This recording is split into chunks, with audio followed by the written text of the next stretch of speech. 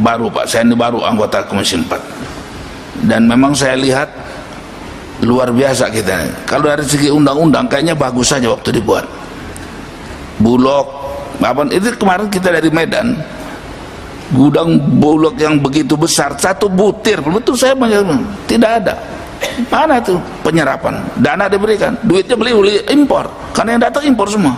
Jadi dana yang diberikan sama Bulog itu bukan beli punya rakyat artinya. Ini nggak jalan. Badannya dibuat Bulog, gedungnya ada, tapi buktinya yang kita beli di luar. Semua provinsi sekarang setelah kami tahu datang kan impor. Nah, ini kan persoalannya bukan hanya Bapak saja yang rakyat ini terus terang cuman disebutkan di mulut aja berpihak pada rakyat. Yang terjadi di Rempang sekarang nggak lebih kurang juga sama. Itu orang dari zaman dulu sudah hidup di situ, pemilik di situ. Kita mengusir penjajah Pak supaya tanah air punya kita. Kalau kita membangun terus yang menikmatin orang rakyatnya, diusir rakyatnya, dibulldozer, gimana? Ini pikirannya begini. Yang hancur yang kecil-kecil ini, yang besar tambah besar. Ini kan kebijakan kita yang bikin. Integrator segala macam itu kan kita bikin peraturan. Ternyata malah dia ngatur mereka, ini untung. Di mana letak kemerdekaan kita kalau segala kita diatur mereka, napas kita diatur mereka? Ini kan kesalahan kita, artinya kita harus cek ini. Saya setuju panja itu Pak, supaya kita bongkar ini. Jangan dikira kita bikin yang dengarnya nama udah hebat integrator begini, ujung-ujungnya nggak ada yang ngontrol. Kalau misalnya ditentukan 20%, nggak ada yang siapa yang ngontrol. Karena yang lebih ngontrol mereka kalau punya amplop untuk ngontrol itu. Undang-undang ini bisa dikontrol dengan amplop Pak di negara kita ini. Jadi jangan main-main bikin undang-undang. Kalau tidak bisa kita atur, sekarang mari cek di mana Bulog beli padi kita. Nggak ada, kosong, sebutir pun tidak. Bukan nggak ada Bulog, bukan nggak ada duitnya juga, anggaran diputuskan, tapi tidak dilakukan. Yang paling gampang adalah impor, berangkat sekali ribuan ton datang.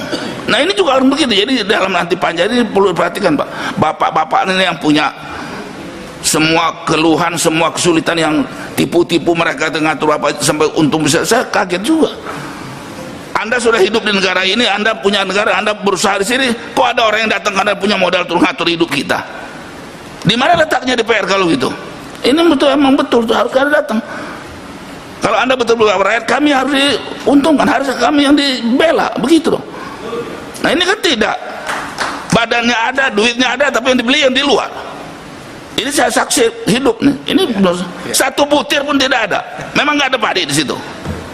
Nah, dan negara ini yang katanya berpihak, kadang-kadang juga lucu. Saya bilang udah lucu tuh. Berpihak kepada rakyat, semua mereka tahu bahwa memproduksi beras itu susah karena semua faktor produksinya kan naik semaunya, tidak diatur, ya kan? Pupuk, bibit segala macam. Tapi begitu harga gabah, negara yang menentukan dan tidak pernah menguntungkan. Kalau dia ditentukan menguntungkan, saya angkat topi. Itu baru namanya membela rakyat. Apalagi kalau seperti kata Pak Jarod, yang punya rakyat kecil ini beli lebih mahal oleh negara.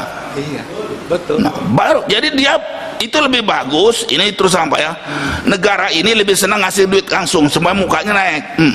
Ngasih duit cash. Padahal ini nggak ngasih, mestinya yang berproduksi ini yang dikasih harga lebih. Semua petani ngomong sama kita, Pak, daripada bantuan langsung, harga kopi kami dikasih, harga singkong kami, harga ini yang benar, harga telur kami benar. Itu lebih betul. Itu harus kita atur sebetulnya. Duit itu membeli, menghargai. Kan kita ini nggak ada yang bodoh sebetulnya, dirjen-dirjen. Hitung produksi telur berapa, beli harus di atas itu, baru rakyat untung. Kenapa jadi orang lain yang suruh ngatur keuntungan rakyat? Kita yang mesti ngatur. Mereka harus untung minimal 20%. Bikin harganya. Harga pokoknya sekian, harga sekian. Negara. Saya setuju DPR memutuskan seperti itu. Jadi yang beli negara. Ya. Jadi kan seperti sekarang diserahkan sama mereka lagi ngatur. Ujungnya kalian semua diatur. Sekarang hari ini baru saya dengar luar biasa ini. Hanan bilang, saya belum pernah dengar dari Bapak bahwa keuntungan Bapak diatur orang. Kita di negara kita diatur sama manusia. Kalau diatur negara saya angkat topi. Tapi kalau diatur orang-orang kaya-kaya yang ngatur negara ini, pimpin-pimpin ini semua, makanya Rempang orang yang sudah bertahun-tahun itu mau dibulldozer sama jenderal kita, dididik sama ini bukan punya mau mengamankan negara, mau berdoser rakyat. Nah aneh itu. Di mana letaknya yang benar? Kalau saya yang bisa punya orang, saya pecat tuh kayak gitu. Karena semua itu dia orang dididik untuk membela kita, mengamankan. Ini enggak, ngancam mau bulldozer apa itu? Demi si asing ini mau buka usaha. Ini dalam bidang kayak ini juga sama, selalu berpihak kepada mereka. Dan kalau nggak boleh mereka yang ngaturnya lagi kembali dengan amplopnya itu. Ini kayak saya terbuka nih ngomong. Ini hak kami di PR untuk bicara. Jadi menurut saya Pak, begitu banyak ini kesempatan, jangan disia-siakan. Buka aja, jangan ditutup-tutupin. Sungkan-sungkan nggak ada itu. Sudah nggak zamannya lagi Pak. Dan berhentilah ngomong berpihak rakyat kalau masih begitu caranya. Ini cuma di mulut aja Pak rakyat. Sebetulnya rakyat berproduksi nggak dibeli. Saya dapat data jagung itu saja diperkirakan 18 juta lebih. Kita perlu paling 16 juta, mestinya surplus. Kenapa jadi impor terus? Duit siapa dipakai? Ya duit dari pajak dari kita, buat ngebunuh kita, kan gila itu namanya. Siapa yang melakukan? Pemerintah kita. Ini yang nggak benar gitu. Termasuk juga di PR artinya kan. Jadi bikin aturan hati-hati kita. Ini Bapak koalisi loh ya. Iya, nggak peduli saya. Jangan ragu-ragu, kita ini pribadi berbicara pribadi Pak. Kadang cuma pencitraan dulu. Jadi kita jangan pencitraan lah. Saya terus terang saja melihat, menurut saya kita ini baru ngomong aja berpihak pada rakyat. Ya. Dan apa yang katakan orang misalnya Pak ya, kalau mau dibangunkan di Rembang tuh rakyat itu dididik supaya bisa bekerja di situ, bukannya diusir, di bulldozer. Kalau kita bikin jalan tol, orang rakyat di situ harus dapat juga untung. Jangan dibeli tanahnya dengan murah, diusir, tapi dia punya share karena lewat di daerah dia. Begitu caranya. Kalau betul berpihak pada rakyat, apapun yang dibangun di situ, rakyat itu mesti nikmati karena tanahnya punya dia. Kalau nggak sama dengan penjajah, usir aja lagi pengusaha. Maka saya bilang tadi, kalau mereka menjajah ngatur keuntungan, saya lebih pengusaha itu kita usir. Nah begitu, tumbuhkanlah pengusaha kita yang benar. Nah yang celakanya pengusaha kita ini kadang-kadang nggak benar. Ya, mestinya bapak-bapak ini sudah sekian tahun mesti jadi mereka, bukan mereka yang diatur ngatur mereka tetap kecil, bahkan jadi mau mati seperti ini kan kacau ini. Nah jadi terus terang saya baru jadi masuk Komisi 4, saya sudah 3 periode Pak, baru sampai setahun ini saya, dan ini permintaan rakyat saya masuk Komisi 4, betul. Karena terlalu banyak yang mereka laporkan ke saya tidak bisa ikut karena saya di Komisi 1 Pak. Yang terakhir itu soal gajah, saya bilang itu Komisi 4, pupuk Komisi 4. Jadi kapan Bapak ini memperjuangkan kami? Nah saya pindah ke sana. Dan saya sekarang tahu undang-undang yang dibuat, Anda baru ngomong sekarang justru motong leher kalian.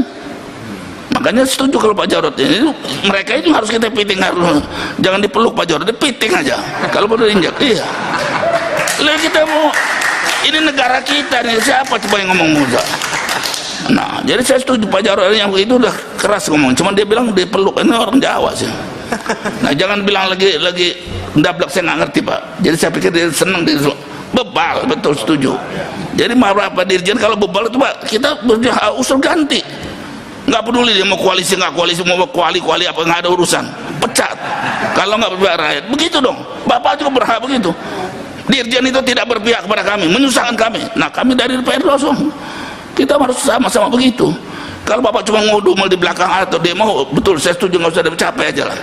Karena sekarang negara juga beri duit itu buat nyemprot rakyat, buat menyusun gebukin rakyat. Padahal itu hak kita untuk demo. Sekalipun di sini tetap nyatanya kan digebukin, ditahan. Ini saya baru dengar lagi baru-baru ini yang demo-demo Rempang itu, kan orang panas udah susah, nggak bisa nelayan, nggak ada makanan, demo lagi. Siapa ngasih makan minum? Ada ustaz ngasih dia makan, ditangkap sekarang. Orang yang bagi makan ditangkap, ini kan lucu bener kita. Justru karena rakyat lagi berjuangkan nasibnya, kita mesti bantu mestinya. Jadi di mana letak berpihak rakyat? Ayo kita buka diskusi gitu. Yang mana bukti yang berpihak pada rakyat?